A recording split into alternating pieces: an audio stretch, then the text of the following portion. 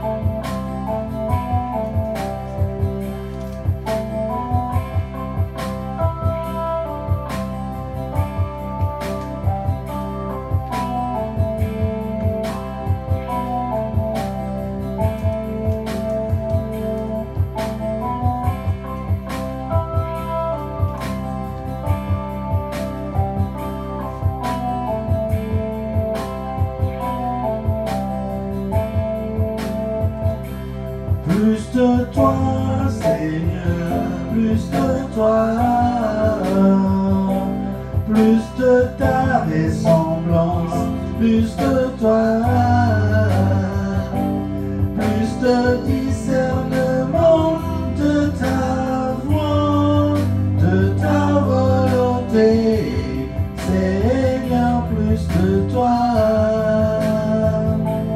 plus de discernement de ta voix, de ta volonté, Seigneur, plus de toi,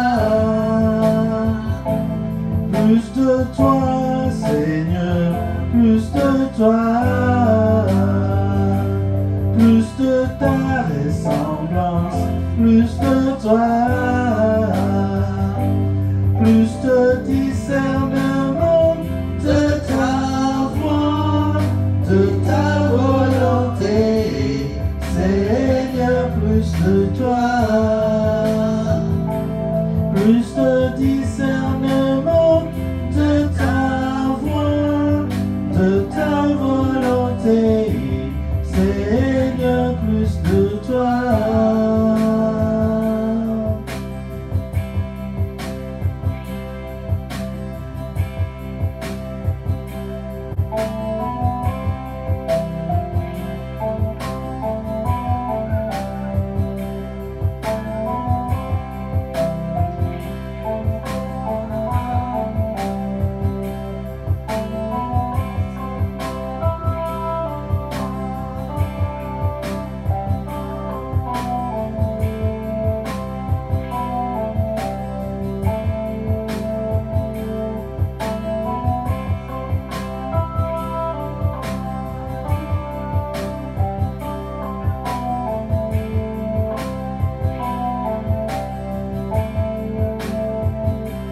Plus de toi, Seigneur, plus de toi,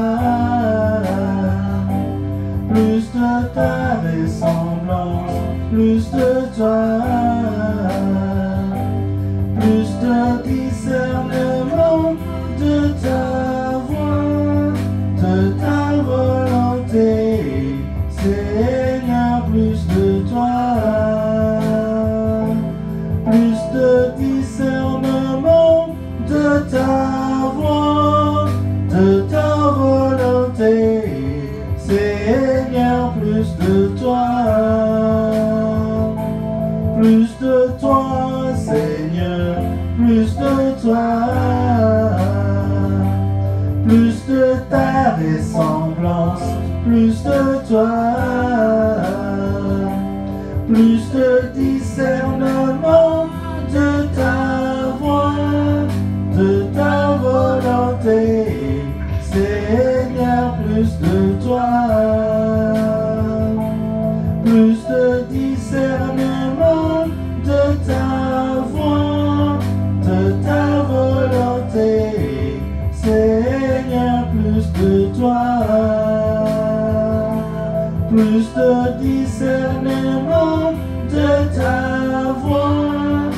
de ta volonté, Seigneur, plus de toi, plus de discernement de ta voix, de ta volonté, Seigneur, plus de toi.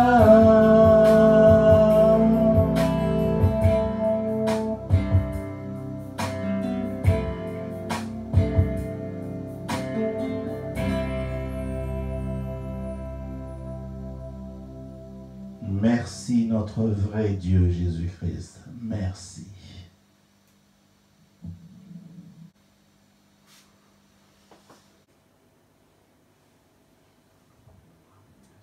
Au nom du Père, du Fils et du Saint-Esprit, que la paix soit avec vous. Amen. Amen. Mes frères et sœurs, béni soit l'Éternel parce qu'il a renouvelé son affection à notre égard en nous permettant de nous réunir encore aujourd'hui autour de sa parole. Mes bien-aimés, dimanche dernier, nous vous avons parlé de la réponse retardée de l'Éternel. C'était le titre et le sujet était le suivant. Pourquoi parfois la réponse de l'Éternel tarde-t-elle à nous parvenir? Et dans la conclusion de notre dernier enseignement, nous vous avons dit que, comme a dit l'apôtre Paul, quelle que soit la situation difficile dans laquelle nous nous trouvons en ce moment, quelle que soit l'épreuve que nous endurons en ce moment, quelle que soit la maladie qui serait encore dans notre corps en ce moment, ne nous décourageons pas. Patientons et persévérons dans la prière comme a fait le prophète Daniel. Mes frères et sœurs, nous vous avons dit aussi que quand nous traversons une épreuve, ne soyons pas tristes. C'est vrai, ce n'est pas évident, mais l'apôtre Paul nous demande de ne pas être triste quand nous traversons une épreuve. Au contraire, il nous dit, il faut que nous éprouvions de la joie. Tu es malade, mais tu dois éprouver de la joie. Vous voyez que la façon de penser de Dieu n'est pas la façon de penser de l'homme. Tu es malade, mais il faut être dans la joie. Tu es dans une situation difficile, mais il faut être dans la joie. Et il continue. La parole nous dit, quand on est dans une situation difficile, nous devons bénir l'Éternel. Nous devons bénir l'Éternel. Nous devons bénir l'Éternel en toutes circonstances. Mais pas n'importe comment. En ayant une ferme assurance que l'Éternel a déjà solutionné notre problème. C'est-à-dire, quand je suis dans une situation difficile, quand il y a une maladie qui est dans mon corps, je prie au nom de Jésus de Nazareth pour demander à l'Esprit Saint de prier pour moi afin que le Père Céleste me guérisse. Quand je fais cette prière, je dois accepter, croire à l'instant même que Dieu m'a guéri. C'est ça la source de la joie dont l'apôtre Paul nous parle. Quand j'ai prié comme ça, c'est fini pour moi, la maladie est finie. Alors je peux chanter, je peux être dans la joie. Je ne peux plus être triste. Parce que je crois que Dieu m'a écouté, il a écouté ma prière et il m'a guéri ou il a trouvé la solution au problème que j'avais. Quand j'ai cette foi-là, pourquoi être encore triste? Mais non, ça n'a plus de raison. Comme je donne souvent l'exemple d'un enfant qui pleure parce qu'il a besoin d'un bonbon. Dès que papa, maman lui dit, arrête de pleurer, je vais t'acheter les bonbons. L'enfant arrête de pleurer, il n'est plus triste. Et il reprend son jeu, s'il chantait, il peut chanter, et continue à mener sa vie d'enfant heureux. Mais nous, c'est la même chose. C'est pourquoi la parole de Dieu dit que le ciel, c'est pour ceux qui ressemblent aux enfants. C'est ça. Donc Paul a dit la vérité. Quand nous sommes dans une situation difficile, ne soyons pas tristes. Soyons plutôt contents parce que nous croyons à la prière que nous avons faite. Nous croyons que Dieu a déjà trouvé la solution. Nous croyons que Dieu nous a déjà guéris. Voilà pourquoi il faut être content, éprouver de la joie quand ton corps est malade ou quand tu es dans une situation difficile. Voilà l'explication. En fait, comme vous le savez déjà, nous le savons déjà parce que nous l'avons appris, parfois la réponse de Dieu tarde à nous parvenir parce que ce sont les démons qui retardent la manifestation de cette solution ou de cette guérison sur le plan physique. Ça n'arrive vraiment, ça arrive en retard. Parce que nous l'avons vu. Au-dessus de chaque nation, il y a des démons qui empêchent les anges de Dieu de venir jusqu'à nous pour nous apporter la solution que Dieu a donnée à notre problème. Il y a des combats. Okay? Heureusement pour nous, les anges saints, messagers de Dieu, gagnent tous les combats avec l'aide des archanges. Nous vous avons rappelé dimanche passé les témoignages de notre sœur, une de nos sœurs, qui, comme Daniel, n'est-ce pas, elle a vu des anges dans sa chambre à l'hôpital. Les anges messagers de l'Éternel sont descendus dans sa chambre de l'hôpital où elle était. Et notre sœur dont on parle aujourd'hui, elle est complètement guérie. Et elle est encore aujourd'hui avec nous dans ce culte. Voyez? Donc ce que Dieu a fait à l'époque de Daniel, il continue à le faire jusqu'à notre époque. Nous avons vécu ça. Gloire à Dieu. Gloire à Dieu. Notre Dieu est vivant. Il est avec nous. Alors ne soyons pas tristes. Devant n'importe quelle situation, même tout ce qui se passe actuellement, ne soyons pas tristes. Et surtout, n'ayons pas peur du coronavirus.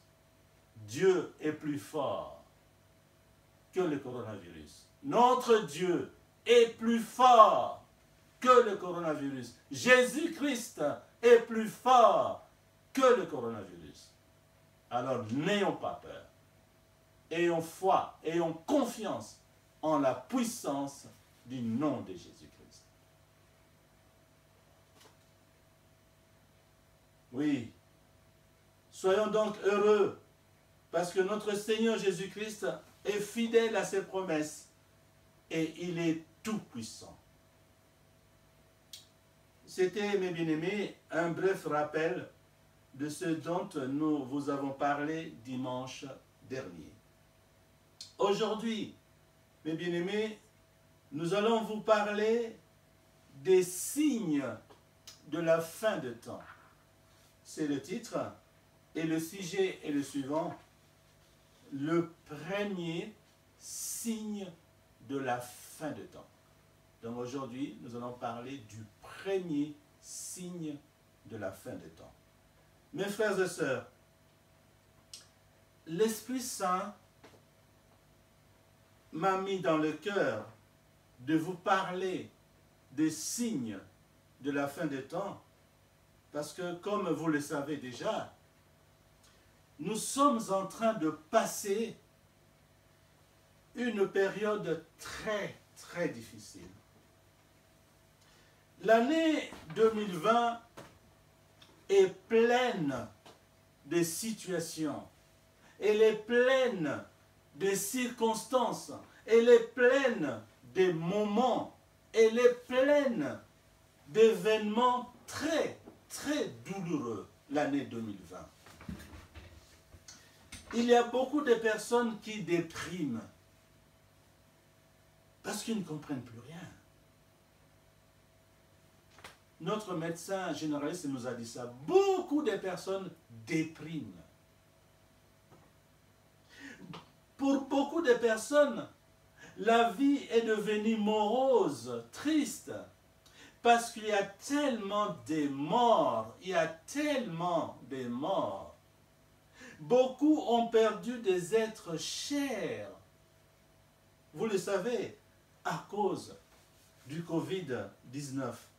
Depuis le début de l'année jusqu'à aujourd'hui, ce virus, le Covid-19, menace la vie de beaucoup de personnes, ce qui provoque beaucoup de questionnements.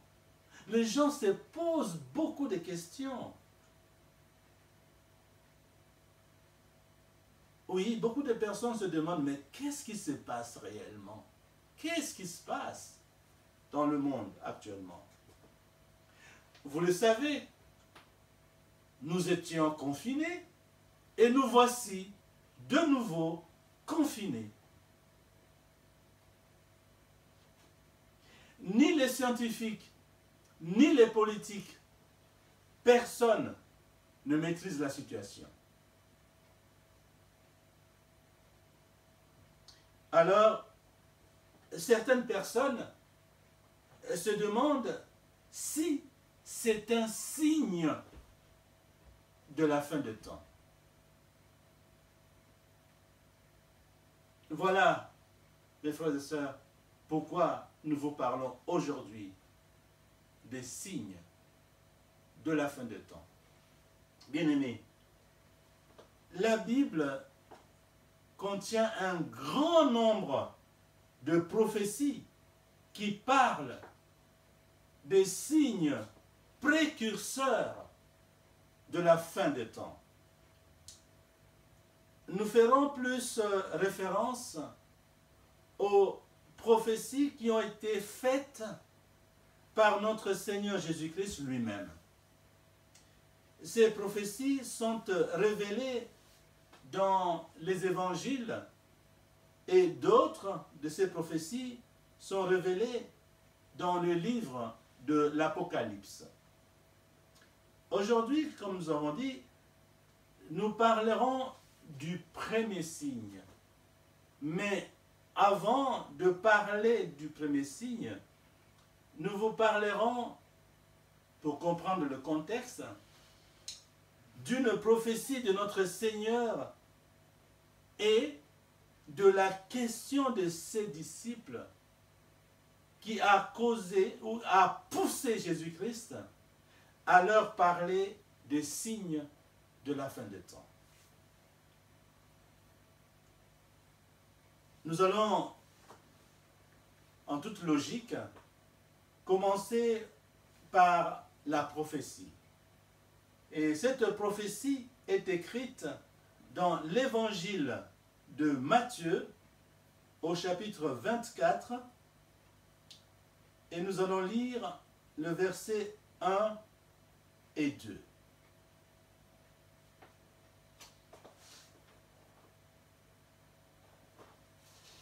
Mes bien-aimés, je vous invite avec beaucoup de respect, pour ceux et celles qui le peuvent, de nous lever pour accueillir la parole de l'Éternel. Et pour la lecture, nous allons recevoir notre sœur Rosalie. Merci.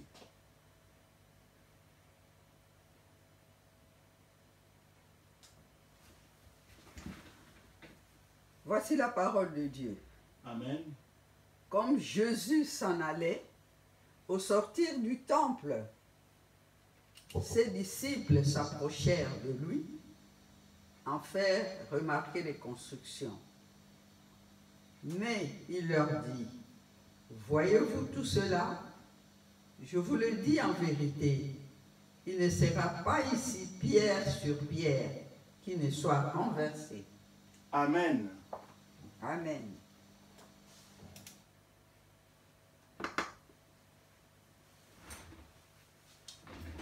bien-aimés, nous allons chanter le chant numéro 54. Le chant numéro 54. Nous allons chanter ce chant de tout notre cœur. Chant numéro 53. 53. Ma mémé mami. Dans ces chants, l'Éternel nous dit qu'il connaît ses brebis. Il connaît ses brebis. Et il nous dit, c'est Jésus-Christ, le vrai pasteur qu'il a choisi pour veiller sur ses brebis. Et il nous parle, il nous dit, vous, mes serviteurs, faites attention. Tous ceux qui vont provoquer la chute d'un seul de mes fidèles sera maudit. Surtout en ce moment, faisons attention. Mamie et mamie. Nous allons vraiment, comme j'ai dit, chanter de tout notre cœur, en suivant bien sûr le rythme de la batterie. Mamie et mamie.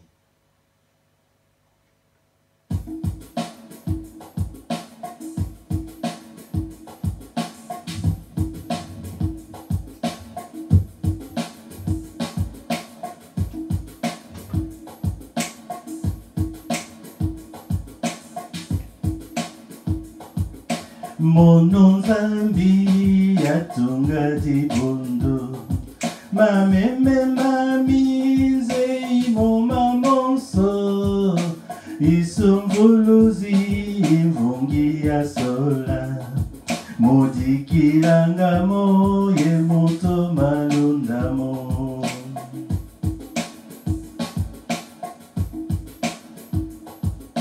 Mono Nzambi yatunga dibondo mameme mami nzeimo mamonso isumvuluzi imvungi ya sola modikilangamo ye moto malundamo biselo byami Mono Nzambi avova mameme mami kamalendi vilako bavitisamo bamanasingwa babolele lukebeno mumbando ya impelele lukebeno mumbando ya elele lukebeno mumbando ya impelele lukebeno mumbando ya ipe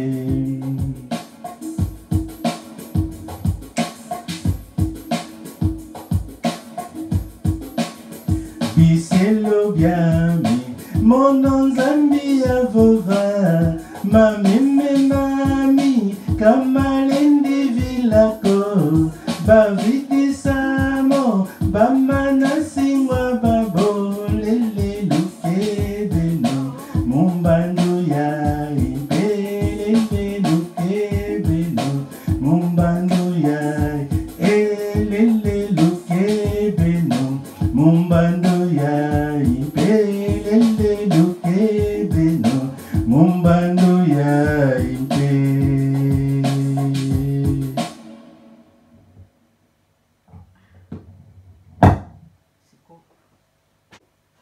Oui, mes frères et sœurs, donc nous passons un moment vraiment difficile, mais nous devons faire attention.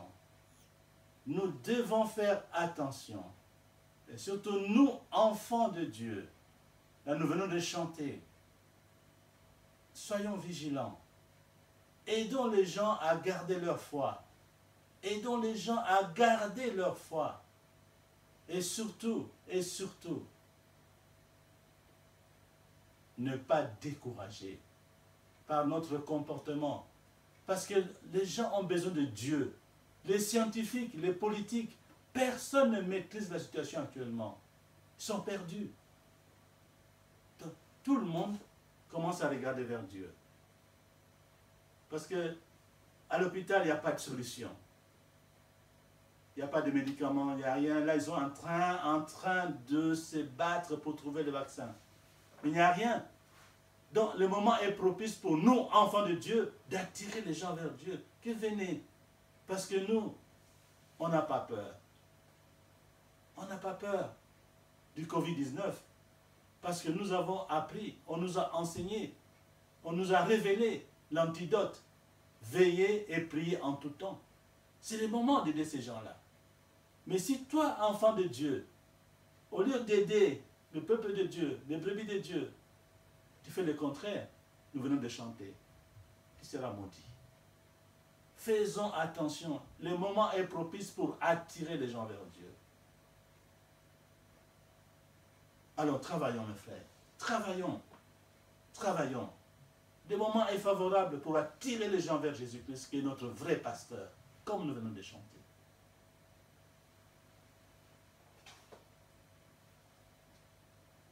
Les bien-aimés, comme a lu notre sœur Rosalie, notre Seigneur sortait du temple. Nous revenons à notre sujet. Notre Seigneur sortait du temple avec ses disciples et ces derniers voulaient lui faire remarquer les constructions du temple. Ah, qu'est-ce que c'est beau. Tu as vu là, Seigneur? Oh là, c'est joli. Ah là là, comment ils ont fait ça, etc. Et comment a réagi notre Seigneur? Ah ben, ils étaient surpris. Hein? La réaction de notre Seigneur Jésus-Christ a été vraiment rude. Il leur a dit que ces temples, pendant qu'eux admiraient le temple, là, c'est joli, tout ça, lui, il leur dit, vous voyez tout ça, ces temples-là, il sera détruit. Il n'y a aucune pierre sur pierre qui va rester, non. Tout sera détruit. Bien-aimés, permettez-moi d'ouvrir une parenthèse pour vous rappeler que la prophétie de notre Seigneur Jésus-Christ concernant la destruction de ce temple, comme il est Dieu, il sait tout. Cette prophétie s'est réalisée. C'était à l'an 70 après Jésus-Christ, quand les Romains ont complètement détruit le temple de Jérusalem. En l'an 70, là Jésus est déjà parti, il est monté au ciel. Après lui, 70 ans après lui, les Romains, ils ont envahi Israël, ils ont détruit le temple. Et après avoir détruit le temple, les Romains se sont enfuis avec des accessoires d'or d'une valeur inestimable. Donc, la prophétie, Jésus ne ment pas, il est Dieu, c'est réalisé. Le temple de Jérusalem a été détruit par les Romains à l'an 70. Je ferme la parenthèse. Chers frères et sœurs, la prophétie de notre Seigneur Jésus-Christ sur la destruction du temple a poussé ses disciples à lui poser 3 questions en une seule. 3 questions en une seule. Et cette question se trouve dans l'évangile de Matthieu, au chapitre 24, verset 3. Et je vais encore, excusez-moi, vous demander poliment, pour une deuxième fois, pour ceux et celles qui le peuvent, de nous lever pour écouter la parole de Dieu que notre sœur va nous lire. Parce que la prophétie, pardon, la question que les disciples ont posée, n'est-ce pas, se trouve dans ce que notre sœur va nous lire, dans l'évangile de Matthieu, au chapitre 24, verset 3. Donc, voilà, nous allons écouter la parole de Dieu. Voici la parole de Dieu. Il s'assit sur la montagne des Oliviers et les disciples vinrent en particulier lui faire cette question. dis-nous, quand cela arrivera-t-il? Et quel sera le signe de ton avènement et de la fin du monde? Amen. Amen. Voilà.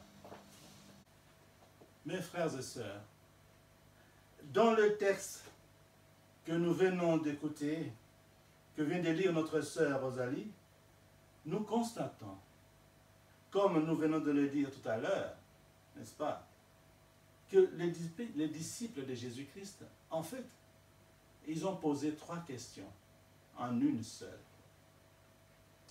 La première est la suivante: quand va s'accomplir sa prophétie concernant la destruction du temple? J'ai répondu plus haut.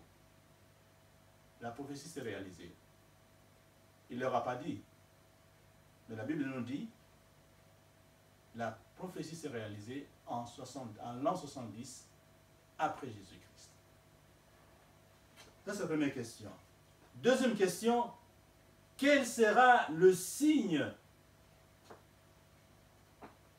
de ton retour? C'est les disciples qui posent la question à Jésus-Christ. Quel sera le signe de ton retour sur la terre, de ton avènement? Et enfin, la troisième question: quel sera le signe de la fin du monde? Chers frères et sœurs, notre Seigneur a répondu à ses disciples à travers son long discours qui est écrit dans l'évangile de Matthieu au chapitre 24, à partir du verset 4 jusqu'au verset 46. Vous comprenez qu'aujourd'hui, on ne peut pas balayer tout ça, on ne peut pas étudier tous ces versets-là, c'est tellement long. Et je vous rappelle que je vous ai dit plus haut qu'aujourd'hui, nous ne parlerons que du premier signe. C'est pourquoi nous lirons seulement les versets 4 et 5 qui parlent justement du premier signe de la fin des temps. Et dans nos prochains enseignements, dimanche prochain ou aux autres dimanches, nous allons étudier ou rappeler les autres signes de la fin des temps. Ceci étant dit, on continue. Je vous invite encore pour une dernière fois, avec beaucoup de respect pour ceux et celles qui le peuvent, de nous lever pour accueillir de nouveau la parole de Dieu. Et c'est notre troisième texte. Merci. Voici la parole de Dieu. Jésus leur répondit: prenez garde que personne ne vous séduise, car plusieurs viendront sous mon nom, disant: c'est moi qui suis le Christ, et ils séduiront beaucoup de gens. Amen. Amen. Bien-aimés, pardon. Le premier signe que notre Seigneur donne parle des faux prophètes. À la fin des temps, il y aura des faux prophètes, des faux Christ, ou faux Messie, ou faux Rédempteurs. Comme la prophétie sur la destruction du temple de Jérusalem, la prophétie sur les faux prophètes, sur les faux Christ, ou les faux Messie, ou les faux Rédempteurs, c'est aussi accompli. Nous vivons actuellement, là aujourd'hui que je vous parle, nous sommes en train de vivre cette prophétie de faux prophètes, de faux Christ, de faux Rédempteurs, de faux Messie. Nous les vivons actuellement. En effet, les membres d'une église, d'une grande église qui est en RDC, que nous connaissons tous, je n'ai pas besoin de la citer, cette église. C'est une grande église qui se trouve en RDC. Les membres de cette église, moi-même j'ai été dans une cérémonie de cette église. On est allé parce qu'il y a une personne qui nous a quittés, que nous connaissions. Et nous sommes allés, comme tout le monde, la Bible nous demande de pleurer avec ceux qui pleurent. Nous sommes allés pour assister ses frères et sœurs. Et donc, on est allé dans leur église. Moi-même, j'ai écouté ces membres.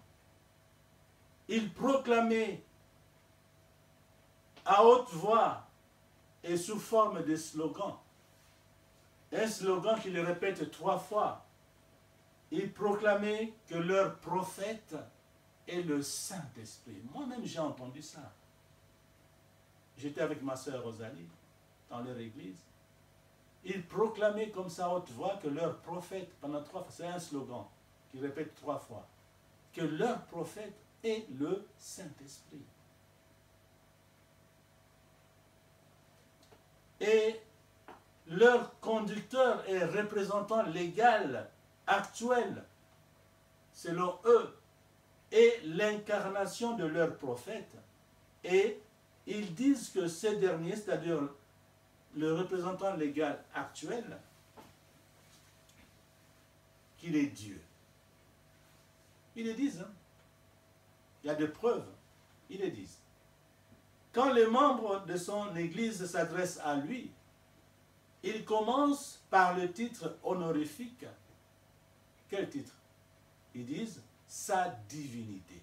Même quand ils écrivent sur leur site, vous pouvez aller vérifier sur leur site, c'est écrit sa divinité telle. Je ne vais pas citer les noms, mais vous êtes au courant de tout ça. Sa divinité. Leur conducteur actuel, leur représentant légal actuel, pour eux, ils disent qu'il est Dieu. Parce que quand on dit à quelqu'un sa divinité, nous le vivons là, aujourd'hui. Bien-aimés, je vous rappelle que dans nos précédents enseignements, nous vous avons démontré à travers les Écritures saintes que Dieu le Père, Dieu le Fils et Dieu le Saint-Esprit, c'est la même personne. Quelle personne? C'est Jésus-Christ. Donc, quand les membres de l'Église dont je vous ai parlé disent que leur représentant légal actuel est le Saint-Esprit, or Jésus-Christ, c'est le Saint-Esprit. Donc, ils disent que leur représentant légal actuel, en fait, c'est Jésus-Christ. Et voilà, la boucle est bouclée. Jésus l'a dit. Beaucoup viendront et diront que ils sont moi, quoi. Et je suis le Christ. Nous sommes en plein dedans. Nous sommes en plein dedans.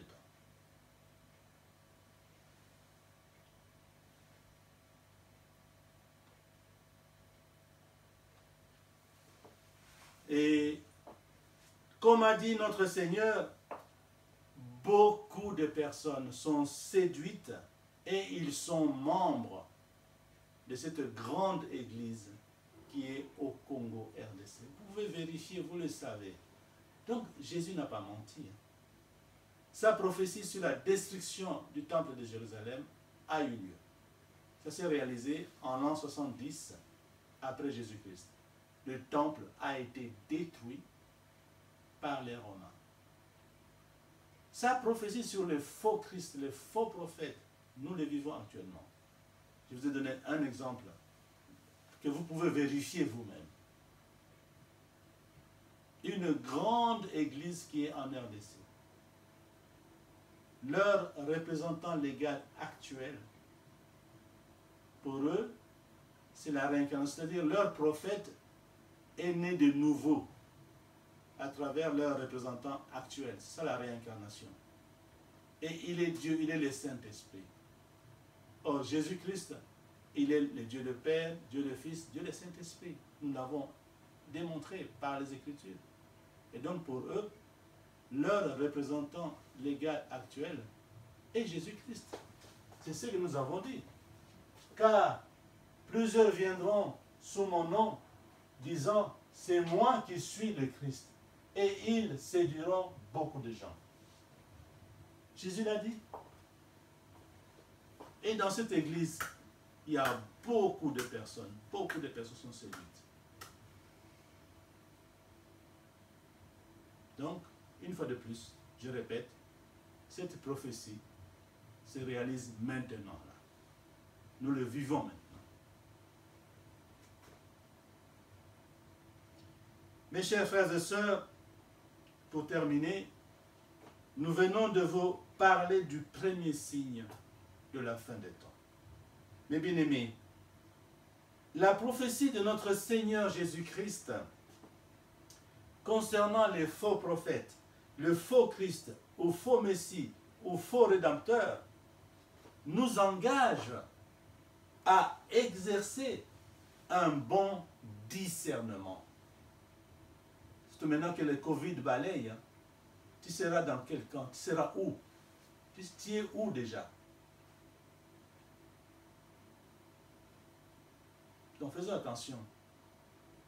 Demandons le don du discernement. Parce que comme les politiciens, plusieurs religieux possèdent une intelligence et un charisme qui leur permettent de réussir à séduire des personnes sincères mais naïves. Il y a des personnes qui partent dans cette église-là, ils sont sincères, ils cherchent le vrai Dieu. Hein? Mais comme ils n'ont pas de discernement, mais elles sont naïves, tout simplement. Et elles sont séduites. Je vous rappelle que notre Seigneur Jésus-Christ nous dit, dans l'évangile de Matthieu au chapitre 24, verset 4, je cite, « Faites attention que personne ne vous trompe. » Faites attention que personne ne vous trompe. Mes frères et sœurs, je vous rappelle que Jésus-Christ est le seul et unique vrai Dieu. Que personne donc ne vous trompe. Que personne ne vous trompe. Que personne ne vous trompe. Je vous rappelle que Jésus-Christ est le seul et unique Dieu. Je ne suis pas le premier à le dire. C'est écrit dans la première épître de Jean, au chapitre 5, versets 20 et 21. Lisez vous-même dans la Bible. Première épître de Jean, au chapitre 5, et vous lisez le verset 20 et le verset 21. L'apôtre Jean a bien dit là-dedans que Jésus-Christ est le véritable. C'est lui seul le vrai Dieu. Mes bien-aimés, je reviens encore pour vous dire, que personne ne vous séduise ou ne vous trompe. Que personne ne vous séduise ou ne vous trompe. Surtout en ce moment du Covid-19. Faites attention. Que personne ne vous séduise ou ne vous trompe. Gardez-vous des idoles. Gardez-vous des idoles. Demandez le don du discernement qui va vous révéler la vraie personne du pasteur de n'importe quelle église. C'est l'Esprit Saint. Il ne faut pas aller n'importe où, les yeux fermés. Non. Un enfant de Dieu doit être prudent. Il demande toujours à l'Esprit Saint, montre-moi la vraie personne du pasteur. Parce que votre âme est chère. Votre âme est chère. La mort vient comme un voleur. Dans quel état sera ton âme? Est-ce que tu seras dans l'idolâtrie? Là où on adore un homme devient Dieu. Tu seras dans ce milieu-là? Maintenant là, parce que la mort, Covid, ça ravage. Hein? dans quel état sera ton âme? Où sera ton âme? Dans quel endroit? Où? Dans quelle église? Une vraie église chrétienne? C'est à toi de faire attention, de demander l'aide à l'Esprit Saint. J'ai déjà enseigné ça. L'Esprit Saint n'est pas le monopole du pasteur. L'Esprit Saint n'appartient pas qu'au pasteur. L'Esprit Saint, c'est pour tout le monde. Tu lui poses la question. Qu'est-ce que tu as à perdre? Rien du tout. Au contraire, tu as tout à gagner. Demande-lui, montre-moi la vraie personne de mon frère José Batona. C'est facile, ça. Au lieu d'écouter toujours le frère Batona, tu ne réfléchis même pas. Et il dit, mais il faut vérifier ce que le frère Batona te dit. Il faut le vérifier. Comment? En lisant la parole de Dieu et en posant la question à l'Esprit Saint. Montre-moi la vraie personne de mon frère, le pasteur José Batona. C'est ton droit. Ton âme est chère quand même. Quand tu vas mourir, ton corps deviendra de la poussière. Mais c'est ton âme qui sera jugée quand Jésus reviendra. C'est ton âme.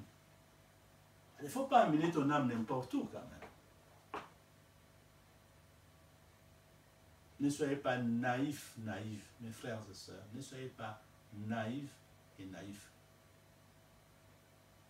Il faut discerner. Il faut discerner.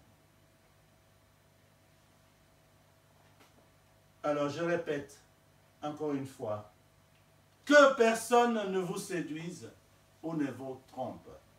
Gardez-vous des idoles.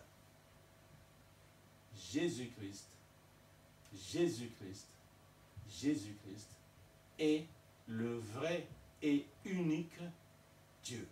Que personne ne vous trompe. Et que Dieu bénisse sa parole par le saint et puissant nom de Jésus de Nazareth. Amen. Amen. Seigneur Jésus-Christ,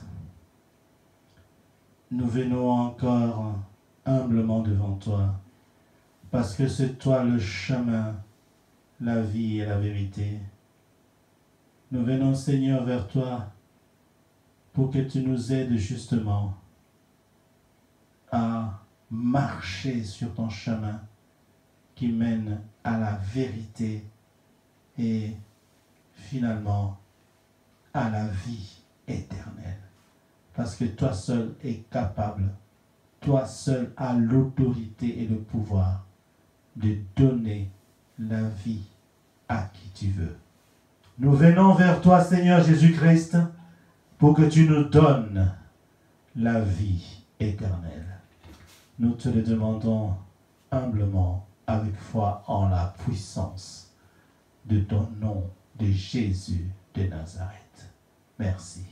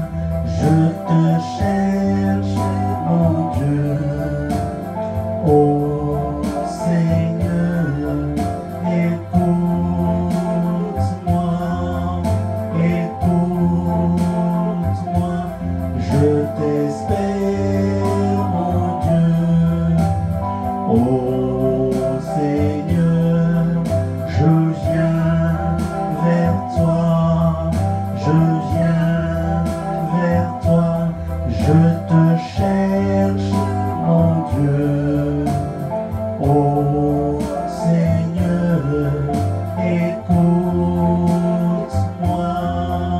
écoute-moi, je t'espère, mon Dieu. Toi, Seigneur, tu es la vie. Moi, je n'étais rien. Toi, tu m'as donné la vie. Moi, je suis ton enfant. Oh Seigneur, je viens vers toi. Je viens vers toi. Je te cherche, mon Dieu. Oh Seigneur, écoute-moi, écoute-moi, je t'espère, mon Dieu. Oh Seigneur, je viens vers toi, je viens vers toi, je te cherche, mon Dieu. Oh Seigneur, écoute-moi, écoute-moi, je t'espère, mon Dieu. Toi, Seigneur, tu es l'amour. Moi, j'étais perdu.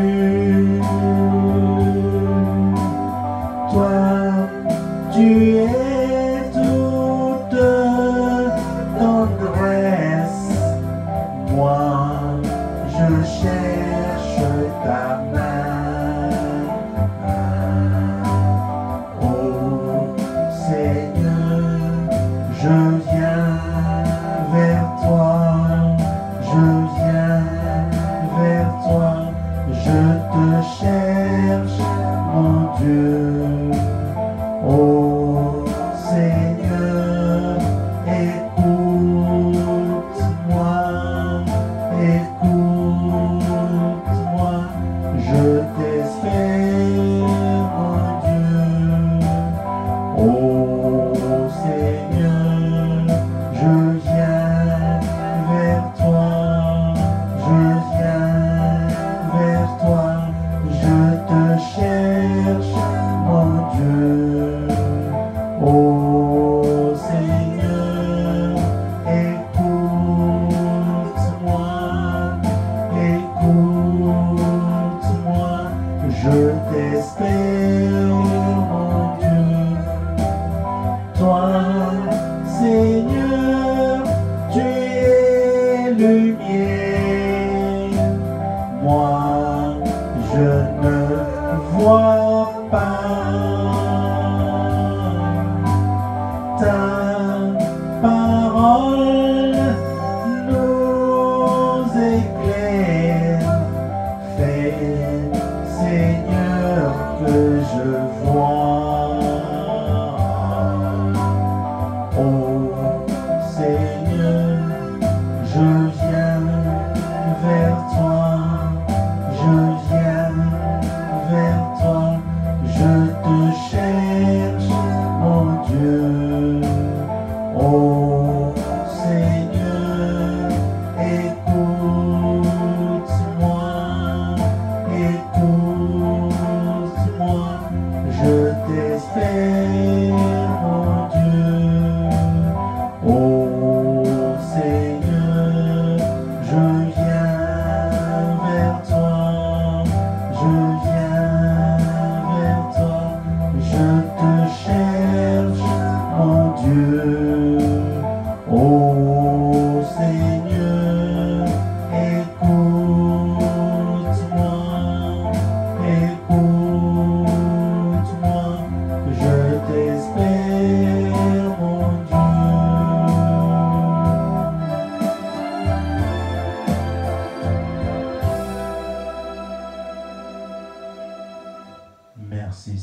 Jésus-Christ, notre Roi.